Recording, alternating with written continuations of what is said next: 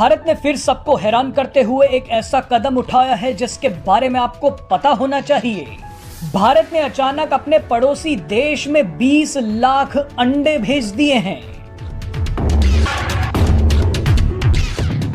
ये सुनकर भले ही आपको हंसी आए, लेकिन श्रीलंका के लोगों का पेट भरने के लिए भारत ने 20 लाख अंडे भेजे हैं। श्रीलंका में इस वक्त आर्थिक संकट की वजह से भुखमरी जैसे हालात हैं। श्रीलंका के व्यापार मंत्री ने बताया है कि भारत से 20 लाख अंडे पहुंच चुके हैं और अब इन्हें श्रीलंका की जनता में बंटवा दिया जाएगा। आपको बता दें कि भारत लगातार श्रीलंका को मदद भेज रहा है। श्रीलंका के विदेश मंत्री अली साबरी तो यहाँ तक कह चुके हैं कि भारत से जो मदद मिल रही है उसकी वजह से हम आर्थिक रूप से स्थिर होने में सक्षम हो पाए हैं। इसके लिए मैं प्रधानमंत्री नरेंद्र मोदी का आभार व्यक्त करता हूँ।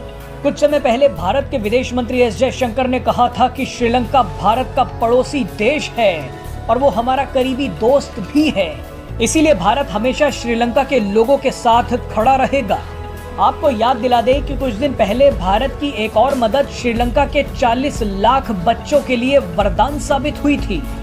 भारत की मदद से आर्थिक संकट से जूझ रहे श्रीलंका में 40 लाख बच्चों को पढ़ने के लिए किताबें मिल रही हैं। दरअसल भारत के दिए हुए पैसों से श्रीलंका अपने देश के बच्चों के लिए किताबें छपवा रहा है।